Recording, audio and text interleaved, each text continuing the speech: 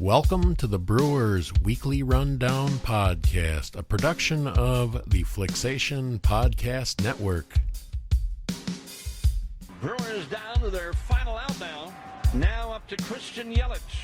Here it is. Yelich sends one to right center and deep. Get up! Get up! Get out of here and gone for Yelich. He has tied the game with a booming home run. He got it all. Tied up 4-4 on a big home run. Hello, everybody, and welcome to the Brewers Weekly Rundown podcast. Back for another one. My name, Eric Madsen. I'm here at Flicksation Studios, P City, Wisco. Joining me today, Will Flanders, Dr. Will Flanders, back with us again. Will, what's going on? Not too much, and unfortunately, that's the case for the Brewers lately as well. Yeah, that is the case. So, full disclosure, everybody. We actually recorded the bulk of this episode on Thursday night. So we talked about the previous series with the Cubs and the Pirates, and we got into the future games coming up. Of course, earlier on Friday morning, we got the news that COVID has struck again. It hit the St. Louis Cardinals this time, who were coming into Milwaukee. So the Friday game was then postponed. Saturday game was postponed on Saturday morning, and the doubleheader scheduled for today was postponed sometime Saturday afternoon. So the most of this episode, the pertinent stuff anyway, where we talk about the old stuff, that will still be on here. I'll probably lop off some of the stuff that's not very relevant anymore, like our predictions and stuff for the Cardinals series. But we're back together here on Sunday morning, Will, to discuss the recent developments. As of right now, and I didn't check right before we sat down, so if this has changed, feel free to correct me, but I believe at this point it's 3 players for the Cardinals, 2 of which are pitchers, and 4 Cardinals staffers that travel with the team. I don't know if that's coaches, administrative staff, whatever. So that's where we sit right now. It was either Friday or Saturday. Commissioner Rob Manfred warned the league that they have to start taking these protocols more seriously, and threatened to shut it down, as there have been side reports that he has given the networks notice that it could be shut down as early as Monday, which is tomorrow as we record this. So, yeah, Will, and of course, we also heard the news yesterday that Lorenzo Cain has opted out of the rest of the season, apparently amid COVID fears. So, yeah, we got a lot of things going on here, Will, since we recorded the show. Man, I was pretty positive about this whole thing, seeing it through, even up till Thursday, but man, ground is a lot more shaky right now. Absolutely. I think, and with what Manfred is saying publicly versus privately, it's kind of a interesting juxtaposition there, where his public message is still that, there's no reason to stop now. I think that was the quote that he had with one of the reporters, and yet behind the scenes, telling the networks to prepare some alternative programming, telling the union that there's a very real chance this could come to an end. I guess the hope is that if players are more serious, I guess, quote unquote, more serious, that these can be stemmed and we'll stop getting new infections. But, the reality is that, it could be the front desk clerk in the hotel. It could be the person that delivers a DoorDash order. While we have seen with both the Marlins and Cardinals, at least some allegations that they're doing some things they shouldn't be doing, I think some level of infections is probably inevitable throughout the year. And, originally I thought we were going to have daily testing, and I thought we were going to have those rapid tests that have the results, very soon. As far as I can tell, what it actually is alternative, like every other day testing, and you don't even have the results for quite a while. So that just is a recipe for continued problems. And if we're not going to make use of the taxi squad, if we're going to shut down whenever there's a positive test, I think it's going to make the season very difficult to get to a conclusion for sure. Yeah, so if the overall feel of the Rob Rod Manfred release definitely seems like he's kind of scolding players. And one thing I do find interesting is I don't really see players backlash to that. So it almost feels to me like players are kind of at least accepting responsibility for what's going on. And that's one thing we're going to put up as a poll here before we record the next show. Since I would probably give this 3 options if I had that ability, but Facebook polls typically only let you do 2 options. So what the question is going to be, what do you guys feel is who's to blame here? Is this the owners and Rob Manfred who have just not been strict enough on the protocol or didn't set up the players with the system that could help them succeed? Or are the players just out there doing what they do and not taking anything, or not anything, but are they just not taking it seriously enough? So I've seen a pretty split, at least out on Twitter and social media and stuff. So I'm curious to see where you guys sit as fans. Players, are they the problem, or is baseball / the owners the problem? If I was to give a third option, it would be, or is it just COVID and there's nothing, it is what it is. So feel free to comment that if that's what you feel. But if you look at the places where baseball is going on successfully in other sports throughout the world, the daily rate of infection is much lower. So we've never, as anyone who's seen the news, which you can't avoid at this point, we've never really stopped seeing an increased caseload. We may have peaked in the South finally the last few days, but there's not been a drop in cases like we've seen in Europe and in Asian countries like South Korea. So I think, it's a combination of the environment and the fact that the MLB, for whatever reason, if it's truly logistics, I've also heard that the Players Union wasn't willing to accept a bubble. I think a lot of us, out here were thinking the bubble was probably the most likely way to be successful, but for whatever reason that wasn't possible. So I think to some extent this is set up for challenges, and the question will be how much is too much, and how much are people willing to put up with disruptions to the season, because they probably will continue. So baseball has said that they are willing to use playoff seeding or use winning percentages for playoff seeding if necessary. So they've already come to terms with the fact that possibly all teams won't be able to finish 60 games. And things like that are exactly why I thought they're not stopping this thing. But here, things have been a little rougher now with the Cardinals, and I still think we're okay if it stays fairly contained to where it is now. But if another team gets hit. And the Cardinals only got hit with 3 players here, at least as far as we know. So that's not even anywhere near the magnitude of the Marlins. And just a few other players here just sent kind of the league into hysterics. So what I wonder is if there's any chance the playoffs might get pushed back a week for all the teams that need to make up games. I know we don't necessarily need to get 60 games for every team, according to Manfred, but if one team has 50 and one team has 60, you're getting into big differences in the number of games played with the shorter schedule. So I wonder if that's a possibility. I know they don't want to push back for TV networks. I think we discussed this on the main podcast as well. But I think that may be something. If this happens a few more times and there really is a commitment to finishing the year, that might be something that has to be considered. Well, and part of that too is at least Fox's stance that they don't want to push baseball into football any further. I don't know about football either at this point. I think football's a lot more players. They're actually, Green Bay is still talking like they're selling 10,000 tickets per game. So they're still expecting to 1/4 capacity games here. I don't know what's going to happen with football. I don't know if the spread's going to get worse in the fall like they originally predicted, or are we there now? I don't know.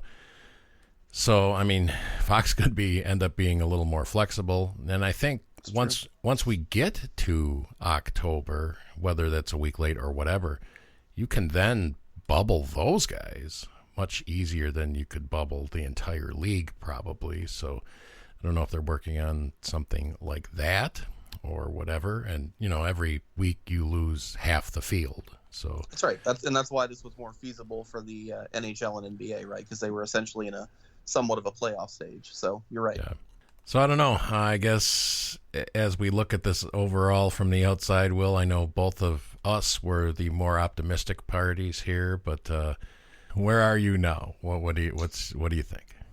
Yeah, look, I mean, it may end up that Mike's conception was correct in the end, and we may not be able to get this done. I think the Marlins situation caused a stronger reaction here. I think if the Cardinals thing had happened in the absence of the Marlins situation, maybe we would have just quarantined those players and called up the taxi squad guys, like was sort of the original plan.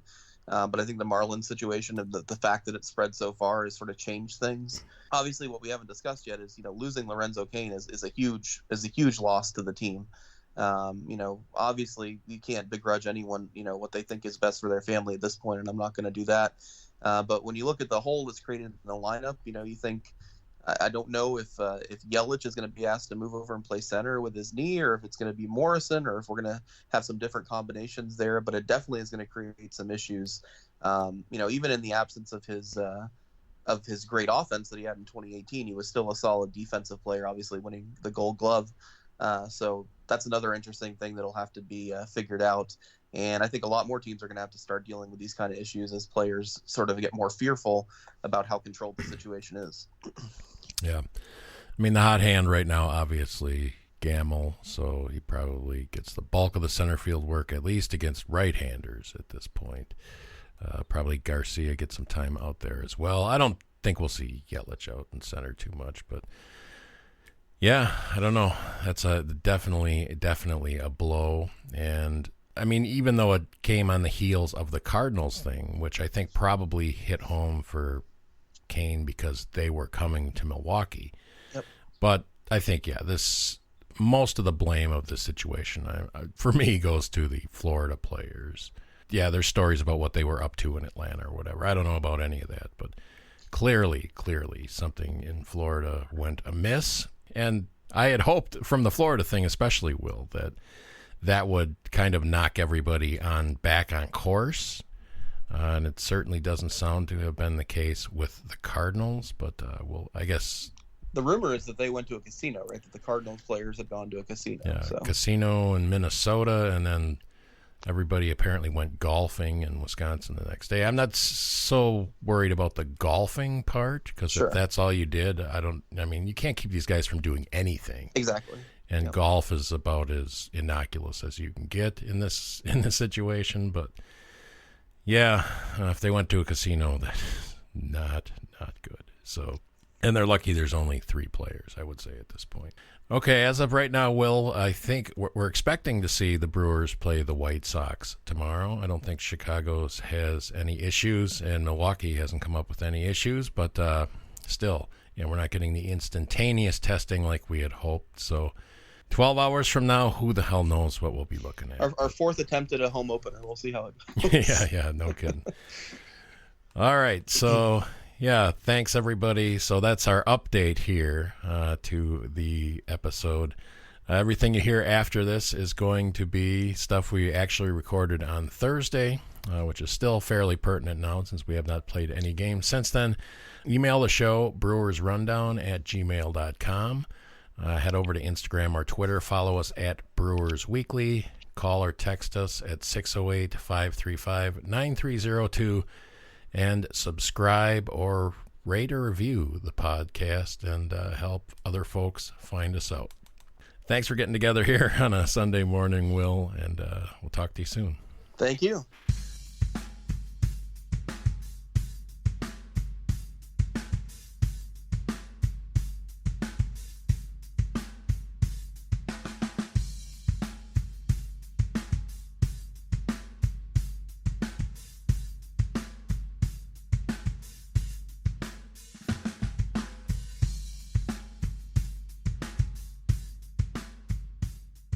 So yeah, we're recording this Thursday night.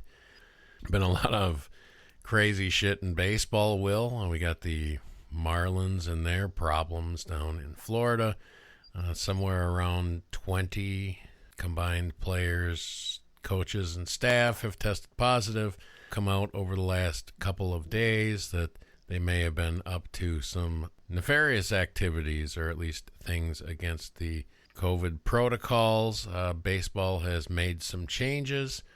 Today, they went ahead and okayed 7-inning doubleheader games when those are needed. One thing that's happened since we recorded last, Will, that's actually pretty exciting, I think, is players and baseball went ahead and agreed to a 16-team playoff system, at least for this year. So you got to think now that it would be a huge disappointment if the Brewers didn't get into the playoffs. You got to believe 500 would be a pretty safe bet at this point to make the playoffs. Yeah, it's just a crazy time where, you don't know what's coming one day to the next. And I guess we knew that's kind of how the season would tend to go.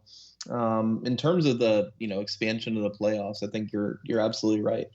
You look at the projections and, what it would take to get into the playoffs at this point.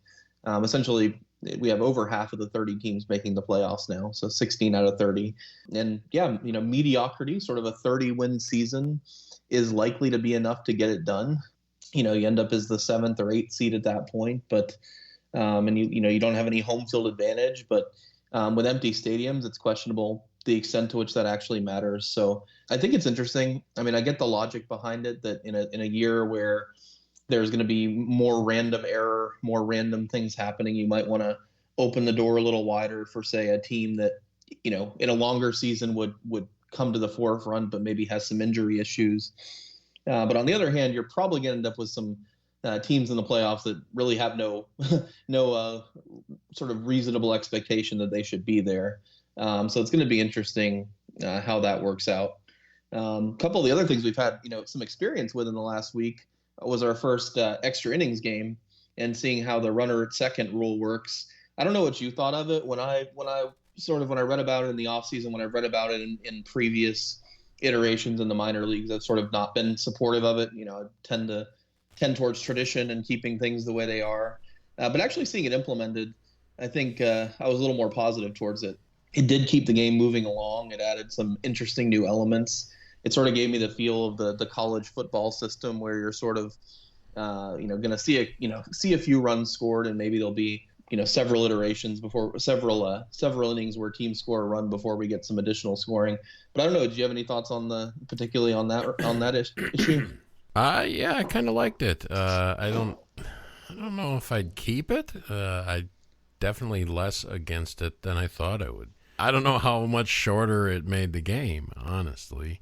Yeah, I know on opening day, all the games ended in the 10th inning. I think the Brewers will always have the record now as being the first 11-inning game under the new rules. So it seems, in a very small sample size, that it could help make things shorter. But yeah, you could also end up, like I said, in the college football situation where you end up with 6 or 7 overtimes trading field goals. You could imagine ending up with, 3 or 4 innings of teams scoring 1 run each. So I don't like the 7-inning rule as much, I have to say. I think that's taking things a little too far. In the COVID season that we're having, I'm sort of willing to accept almost anything. That's a rule I certainly hope won't stick around.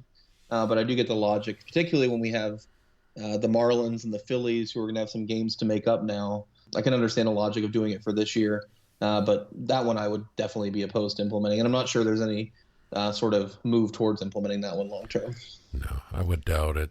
And the way we've seen pitchers kind of dropping like flies here, we certainly envisioned a situation like that with this kind of quick turnaround and not a more sped up, ramped up kind of spring here. But yeah, it's definitely taking its toll on the pitchers. We're seeing a lot of big names going down.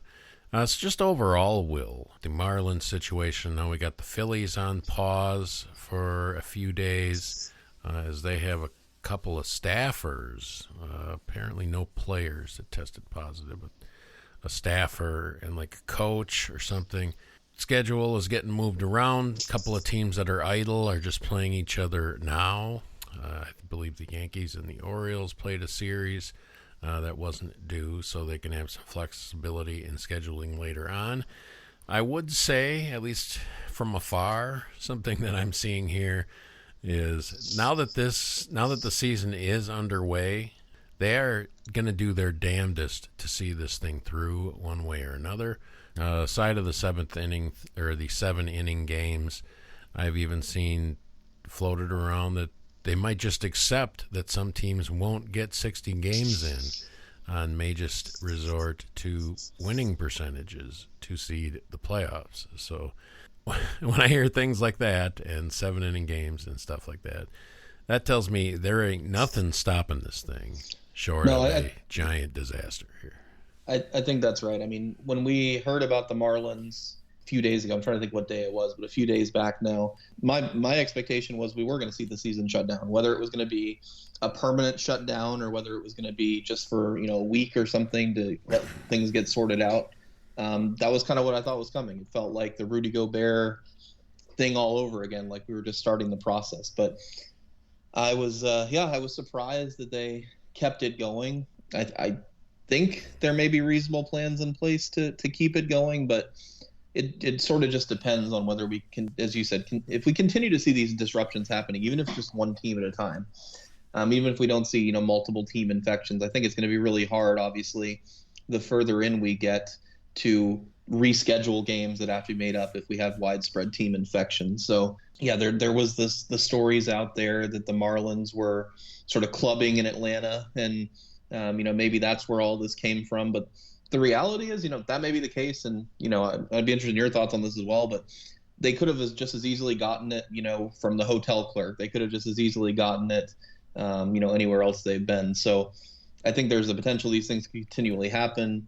I know some people want to see them punished. I don't think we'd want to go that route, because my attitude is, these guys that are out there playing this year under the current conditions sort of deserve our respect. Now, you'd hope they'd adhere to the rules, and if they're not adhering to the rules, maybe there's some room for discussion there, but it's definitely a challenging circumstance for situations like that, for sure.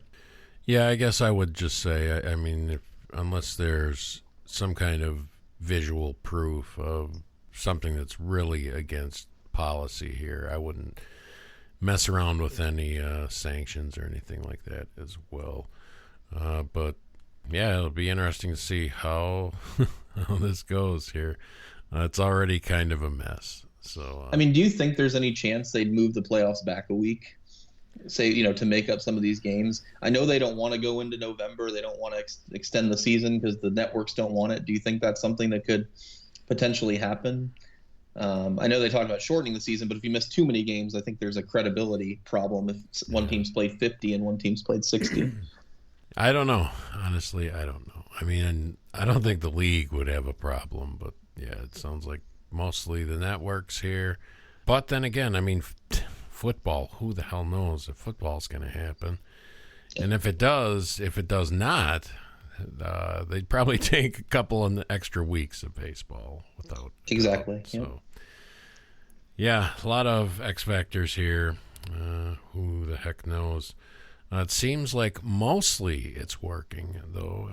One thing we've also seen here is teams are now going to be assigned a protocol expert or whatever that's going to keep an eye on things and how they're executing the protocols and stuff. So, again, I don't know where that leads. I don't know how much, if this person on each team actually has any teeth or not. I guess we will have to see. But otherwise, results have been encouraging. As no other players on any other teams have tested positive in this time frame. I think we had a little scare with the Reds that seems to have been kind of a false alarm. So, for the most part, it's working. Sorry, we just excommunicate the Marlins from the league and we'll be all set. So yeah. Fine with me, Will. Fine with me. All right, so let's move on to what we're here for. Let's talk about the Brewers. 3-3 after a 6-game road trip, which was kind of where we thought they would be. The other Will and I both got greedy and thought we'd go 4-2, and we definitely had that opportunity. And you could have gone both ways. There was at least a game or two we probably could have lost that we won. So ended up going 3-3. Losing 2-1, the series 2-1 in Chicago. and winning 2-1 over in Pittsburgh. Okay, so just overall, Will, are you happy with that result? We'll dig into the numbers and specific things here as we go along, but I guess it's if you're shooting for 500 to make the playoffs, you're in an acceptable spot. Yeah, that's kind of what I was going to say is, we just discussed how, mediocrity is kind of the order of the day here. If the goal is to get across that finish line in the top 16, I think 3-3 will get it done, particularly on the road. There still is going to be, I think, some sort of a home field advantage. You heard Ryan Braun talking about just the anxiety of being on the road last week and how, dealing with the different protocols and, where do we need to go? Where do we need to go if it's a rain delay, things like that. So I think even though there's no crowd that's in there, there still is some sort of a home field advantage, along with the fact of, teams being tailored to their ballpark. So a 500 road trip, I think, is, a decent start. There's obviously some question marks that we'll discuss later, and some things that are a little bit scary at the moment that have been going on with the team. But there have definitely been some big bright spots as well. And, the team's already showing a sort of tenacity that we've seen in the last couple of years, where they never say die. You never really want to turn the game off too early because you might miss a comeback. We certainly saw that in Pittsburgh the other night. So I think there's a lot to be happy with and things that can be built on, particularly if some of the guys that are struggling early on can turn things around. All right, so if we take a look at each game quickly here, and just talk about a little bit about each game and then move on to a few other topics. So, of course, we opened the season at Wrigley Field on Friday. Brandon Woodruff faced off against Kyle Hendricks at Wrigley. Woodruff, solid, not his greatest performance, but definitely should have pitched well enough to win, and only had one real mistake in that one, giving up a home run. But Kyle Hendricks putting on a clinic against the Brewers in that one. Ends up throwing a complete game shutout. That is pretty rare nowadays overall. Very rare on opening day. Brewers offense has had some issues here so far, Will, but definitely got shut down by Hendricks in the first one. Yeah, that was a disappointing way to start the year. I think when you look at the preseason games they played, the blue and gold series, as well as the game against the White Sox, there were some indications that, maybe the offense was a little bit behind, and that's sort of been a league-wide thing. It's not just been the Brewers where we've seen that. But I was listening to Euchre on the radio, and, basically he was saying sometimes you just got to tip your hat to the pitcher. Kyle Hendricks is a guy, as much as it pains me to say as a guy in the Cubs, but is one of my favorite pitchers to watch. He's a guy that when he's on, he can remind you of someone like Greg Maddux. He just can paint the corners, and he was on that day. And when he's on like that, it's going to be tough to beat. So I think, that was one of those games where, things just didn't go the Brewers' way. And, you have a pitcher who's having one of his best starts probably of his entire career, in a career that's been pretty good. So not too much negative, at least in the first game there. There weren't any questionable decisions or anything like that you can point to. It's just a bottom line of a pitcher who was having a career day.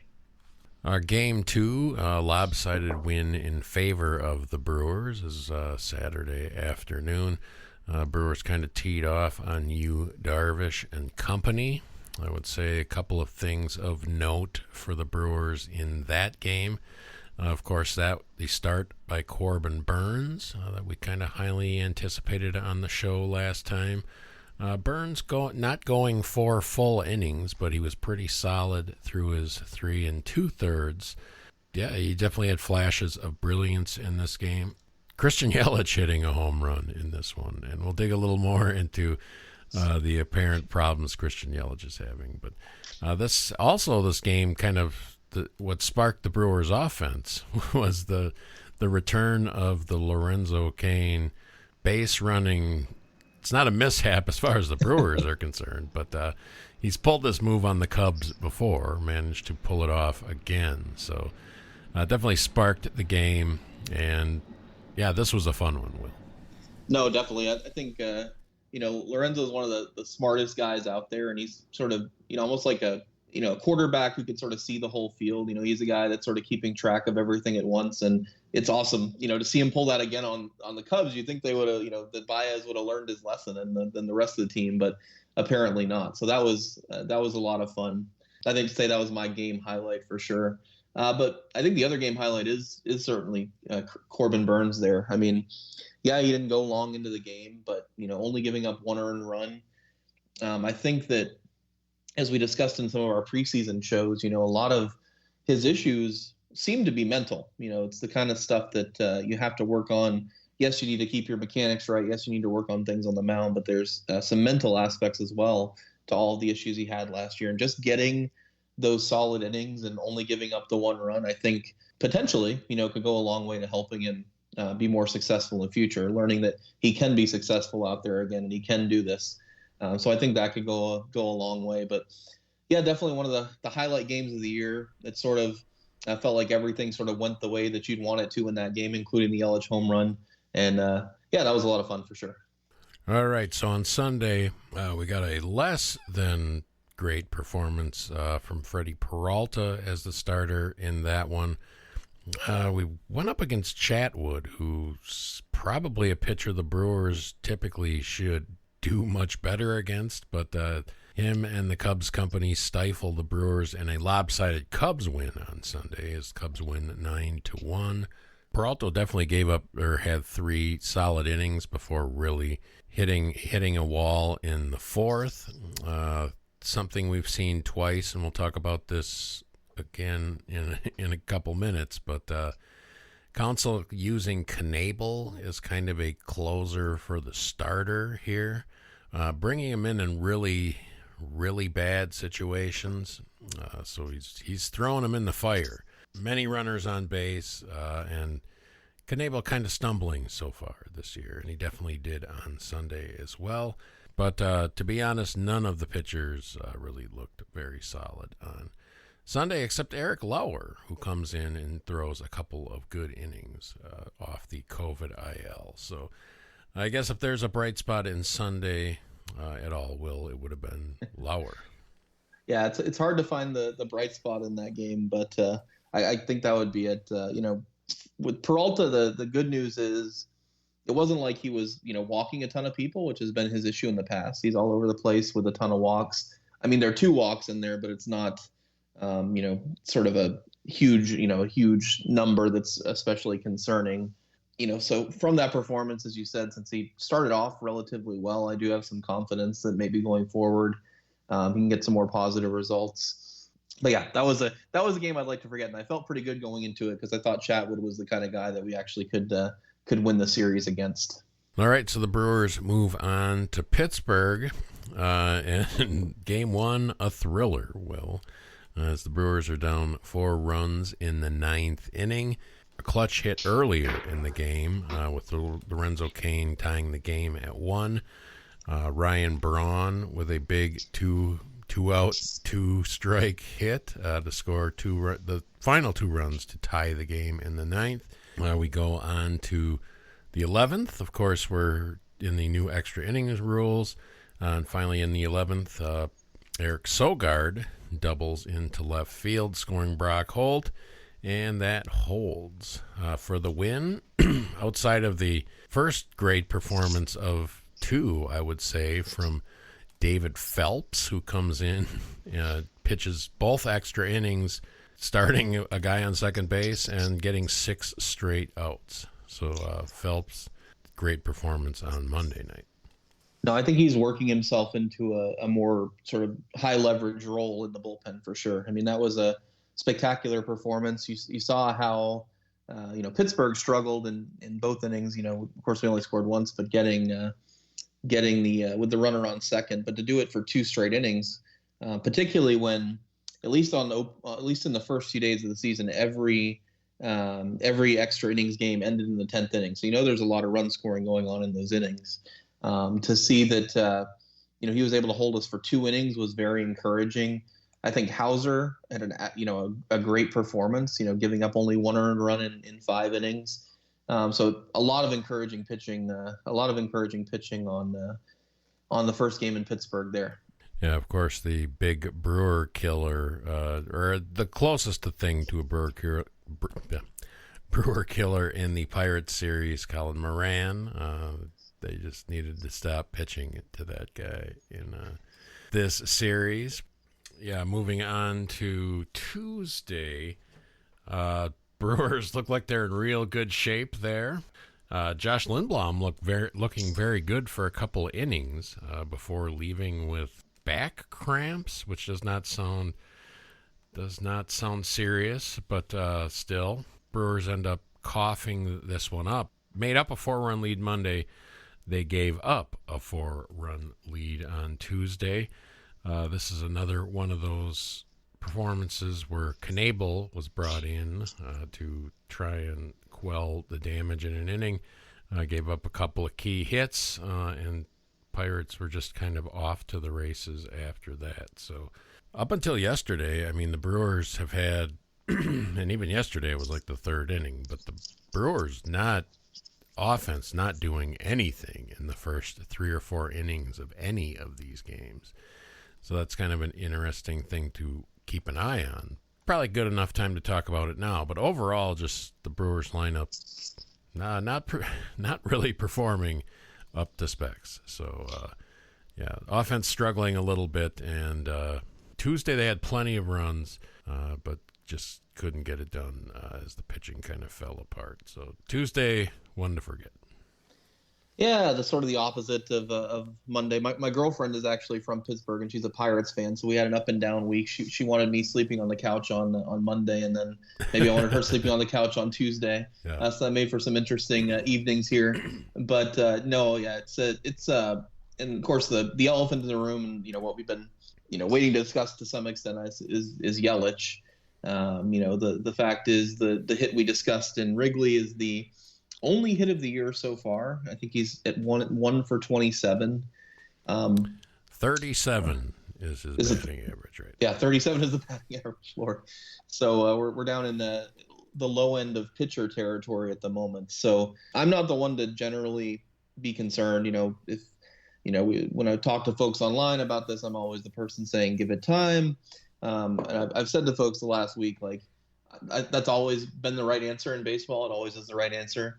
Now, when I saw Travis Shaw last year essentially seemingly forget how to play baseball, it's made me more concerned that these things might not just be a slump.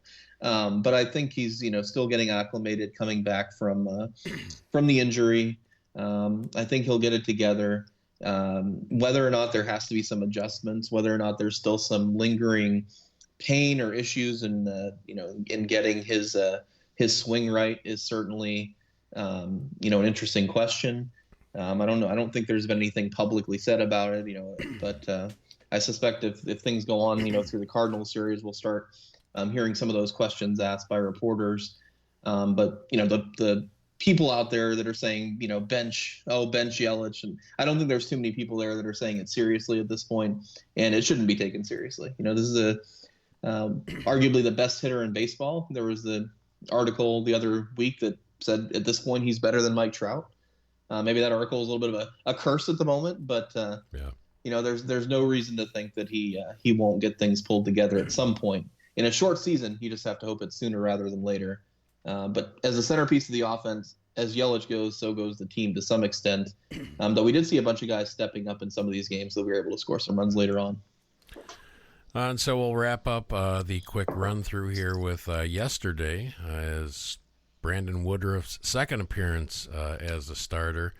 Looked like the ace we hoped he would be as he went most of 7 innings, shut down the Pirates as the Brewers end up winning 3-0.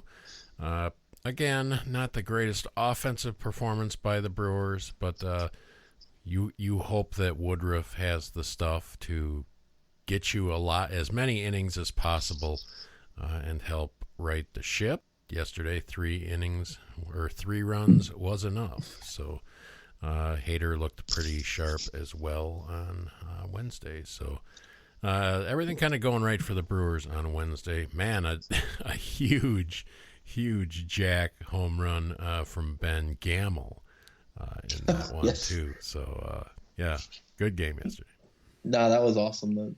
I don't know if they count those home runs for the visiting team on their board there as into the Allegheny River, but that was one of the more spectacular ones I've seen in PNC from anybody. So, no, that was a great game. It's nice with Woodruff out there that we're getting to the point that, even in our good years the last couple of years, there's never been a starter that you don't really have some question about.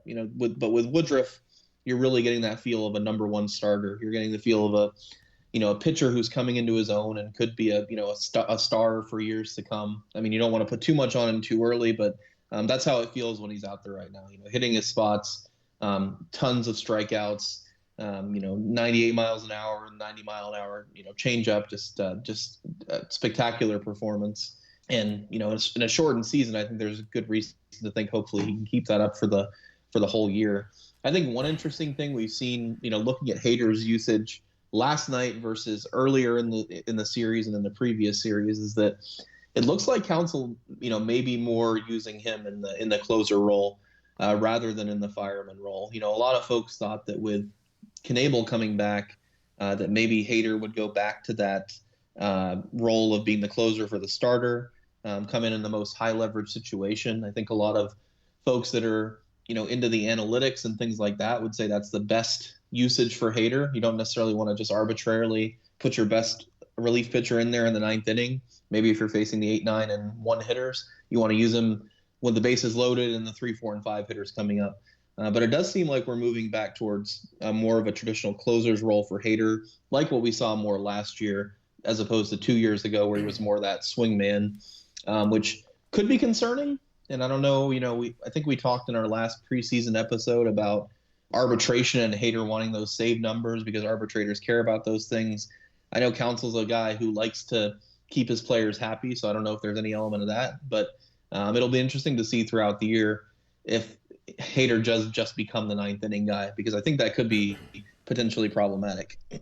Wouldn't have put him in as early as they used Knebel in these 2 games that we talked about, but I guess that's my big problem with what Counsell's done so far, is I think you need to use Hader when you need to use Hader, and I think Knebel would be better off right now if he just came in clean ninth inning situations and just tried to get 3 outs, because his velocity's not quite there yet, and Knebel's just not where he was when he left at this point. So I don't know. Maybe you gotta think about putting Phelps in a spot like that after the situations we've seen the last couple of days, and then give Knebel the ninth. I don't know. That's maybe what I would be doing. But. We seem to have a wealth of good relief options at the moment. Yardley's been good. Not necessarily want to put him in there in the ninth, but and Phelps has been excellent. I mean, there are guys out there that you could potentially, try in that ninth inning role, even if it's not going to be Knebel at the moment. So yeah, it'll be interesting to see in the upcoming series if the trend is stuck to. I mean, it was a few days ago where Hader had 1 inning pitched, through the first. I think he had 1 inning through the first 5 games. Is that right? I think that's right. So, was definitely the least used member of the bullpen, and that can only be because they were looking sort of for those ninth inning safe situations. So we'll see if that changes going forward.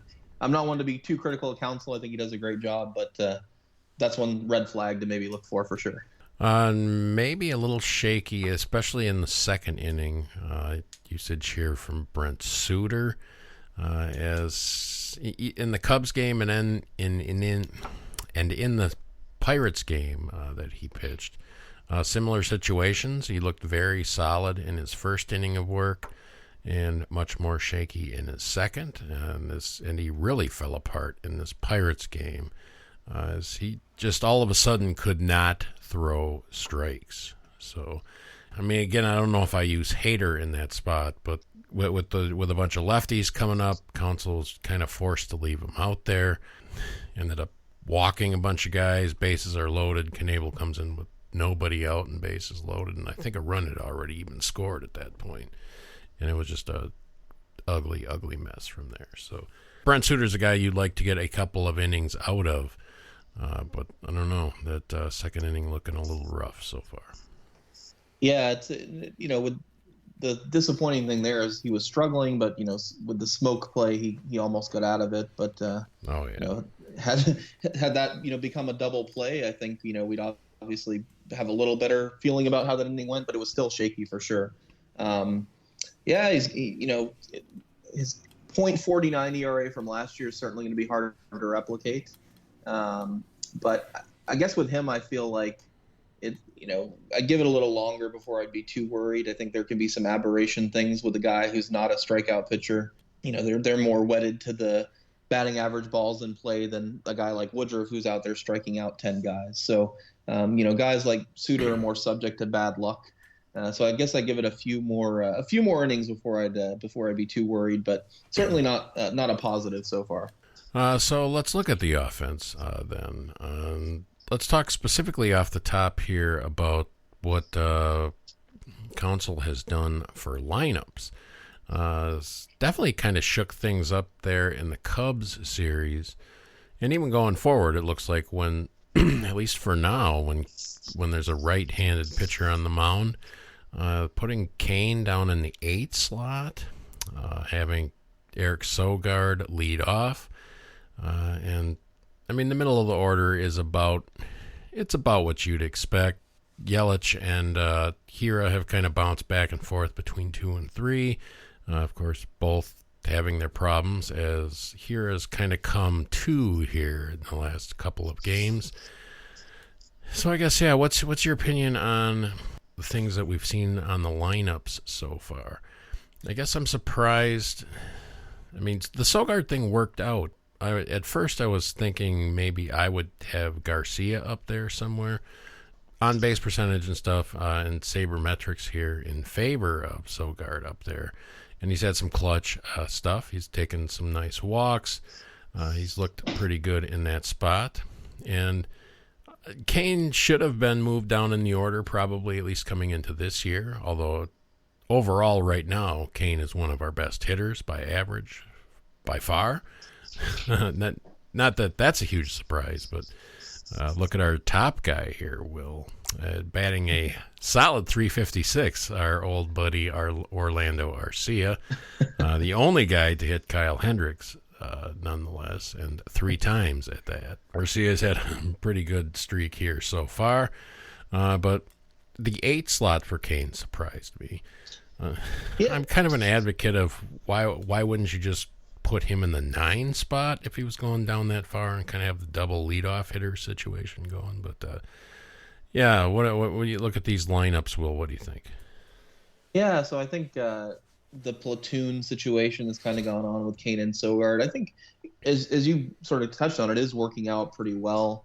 I think folks, see see Sogard's 188 batting average, and obviously that is a red flag. That's not a good thing, but he's been taking a crazy number of walks. He's already gotten 7 walks this year, so that on base percentage is .435. You look at what Kane put together last year, it's .325. I think 2 years ago in his sort of great 2018 for Kane, he was at about .350. Obviously, we won't expect Sogard to keep a .400 on base percentage all season. A lot of folks will say that's the reason the Brewers acquired him, was that he has become a very patient hitter at the plate. He's become a guy that's willing to take walks consistently. And, if you can get a .400 on base percentage out of your leadoff hitter, I think you'll take that every time. It sort of doesn't matter as much how he's doing it. Obviously, you prefer a few more hits mixed in there, but that's great production from the leadoff spot. In terms of Kane in the 8, I think you might be right. I think a lot of people would rather, I think the traditional thing of 2 leadoff hitters, 9 and 1 in this new DH including lineup, I think that's what a lot of people would like to see. And I certainly wouldn't be opposed to that. I think a lot of times, though, we make a little too much of the lineup specifics, and that, the difference between the best and the worst lineup is something like 6 runs a year. I think that's what I remember. That's like if you put the pitcher in the leadoff spot with a National League lineup, you're going to probably lose on average like 6 runs a year. So I think all these things matter, especially with a hitter who's struggling like Yelich, where, we obviously need to get more production out of the rest of the lineup. But if Kane's doing well, hitting where he is in the lineup, I'd say we can ride with it for the moment and sort of keep this platoon going where he's hitting leadoff and when Sogard isn't. Why not? the offense has got some problems. Not great consistent hitting here. Gamble, of course, bright spot as well. We've seen a number of guys getting used in the DH spot. Braun getting quite a few nights off in there. So we've seen Braun, Morrison, Yelich, at least those three guys so far. Not working out so far for Logan Morrison either, as a guy that we've kind of talked about quite a bit as we've done shows here. He's played 2 full games and gotten a couple of bats on top of that, and still batting 0. So hopefully we get some production out of Morrison as well. But big problem, of course, that everybody's worried about, Christian Yelich, batting 37, timing just completely not there. He's frustrated, and I'm not going to get too deep into this, but we've had the same umpiring crew for both series here, Will, and there's been some awfully shoddy game calling in some of these games. Well, yesterday in particular, you'd get one of Yelich's 2 or 3 strikeouts yesterday, 0 for 5 yesterday, but one strikeout where there were 2, I would call 2 out of 3 strikes not even close to the zone. So he's not getting any help from the umpiring crew either. But yeah, clearly not dialed in yet. Very frustrated. You can see it in his body language. He's just, it's not there right now, Will. Yeah, and one thing, not to compare to Travis Shaw, 6 games into the year, but one thing I did appreciate with Shaw is he never really seemed to be pressing. As bad as it got through the whole season, he still looked like he was taking the same approach up there. I don't know, maybe he needed to vary his approach to some extent. With Yelich, I kind of get the feeling he is already pressing a bit. You're seeing some swings for the fences that I feel like you might not have seen the past couple years. But yeah, there's definitely something there that needs to be worked on. Like I said, whether it may have something to do with the injury and maybe he's going to have to change up his approach ever so slightly. You'd hate to see him do that because it's been so hugely successful, obviously, the last couple of years, making him one of the top players in the entire game. But, yeah, it's a concern, but I'd like to see how he does at a homestand. I had a thought, and I'm someone who's usually, statistically inclined, but we've seen a few players, this year so far that are really struggling mightily for some other teams as well. And I do wonder if there are some players that really need to feed off the crowd. I wonder if there are guys that are going to struggle all year just because they don't have that extra motivation. Obviously, Yelich is a guy who loved Milwaukee. He loved the crowd enthusiasm and, what he got from the crowd here. You hear Braun talk about just missing even the booze on the road and things like that. So I do wonder, not that it's going to lead him to an 0.37 batting average for the year, but I do wonder if some of these guys are actually having to adjust to playing in this weird environment a little more than others. And maybe some guys are more prone to being affected by that. Not a theory I can back up with any data or any analysis, but just an interesting possibility because we do see some big names throughout the league that are hitting under 200 so far. Yeah, and we will see what if the just the advantage of being at home does anything for this Brewers offense. So, I guess if you can go out on the road, Christian Yelich can go 1 for 27 or whatever he is overall right now, and you come home 500. That you did what you had to do, I guess. Absolutely. So yeah, let's hope we can at least keep that going. So coming up here, Will, next, Brett Anderson getting the home opener after coming off his stint on the IL. Then we got a 2-2 with the White Sox, which kind of one of those things where it's like, I don't know. I thought we were trying to cut down on travel here, but Brewers get 5 home games, then go to Chicago White Sox for 2, then come back home for 6 games, starting a 17-game stretch here with no days off. So Rubber's going to hit the road, but they are back at Miller Park. So early in the season, it feels way too early to say this is a huge stretch, but I think after this 17-game stretch, we'll know a huge amount of where this team stands. Maybe that's pretty obvious. We'll be almost halfway through the year after this next 17-game stretch that starts tomorrow. So, no, it's very important. Brett Anderson, it'll be interesting to see how long he can go. I think I've heard that tomorrow is likely to be sort of a piggyback start, and we might even see Burns tomorrow as well, potentially. in a piggyback kind of role, and holding on to second place in our 500 record. So we'll hopefully maintain that, because that's an important position this year. The White Sox are a team you really shouldn't sleep on. I think folks really have come to realize that they have all those prospects they've acquired over the past few years, include Luis Robert and all of these potential stars of the future. They're going to present some tough games for a lot of teams this year. Definitely a potential playoff team from the AL. So that won't be an easy series or a gimme series for sure. And I would say, the White Sox and the Reds are two teams that everybody thought could be very dangerous, and so far we're not seeing that. So let's hope at least for the games against the Brewers things hold like that. So they're at home. Yep. Let's get at least 4 of these. Let's get 3 of these home games won for sure.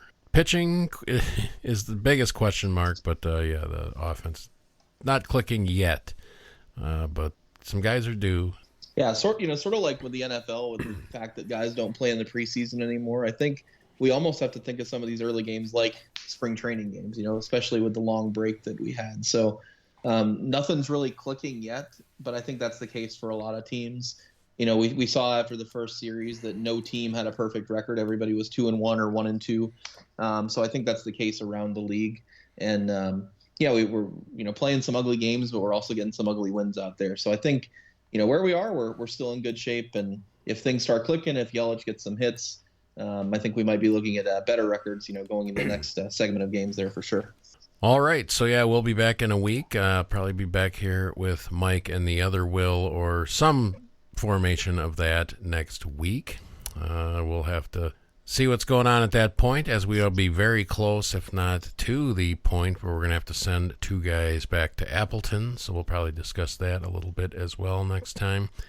Thanks for everybody for listening. It's been great to get all these new listeners lately. If you want to contact the show, BrewersRundown@gmail.com.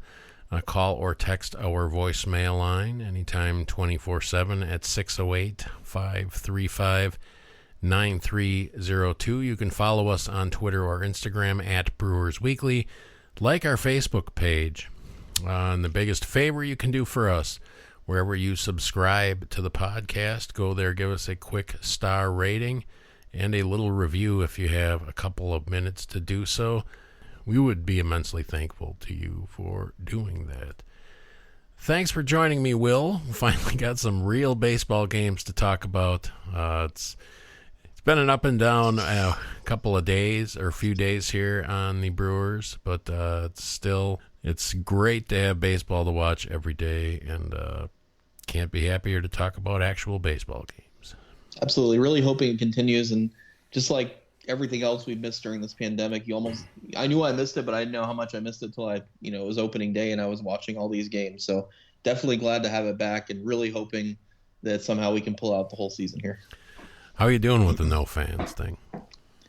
I'm okay with it. I don't mind the crowd noise. I really don't like the 3D Fox thing. I think that was a little bit ridiculous. That's dumb. That's dumb. I mean, I don't know if it's a deal breaker, but it's dumb. Especially when they're like there and then they're gone. Like we're having massive alien abductions between screenshots or something. Yeah, right. So. And the Brewers don't have a lot of Fox National games for the regular season anyway, so it's not like I'm going to see it a ton. But that's right. Pretty silly. Pretty silly. All right, guys. Thanks, everybody, for listening to the Brewers Weekly Rundown podcast. We'll catch you next week.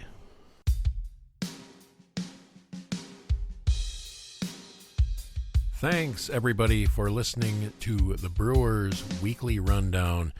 It is a 2020 production of the Flicksation Podcast Network.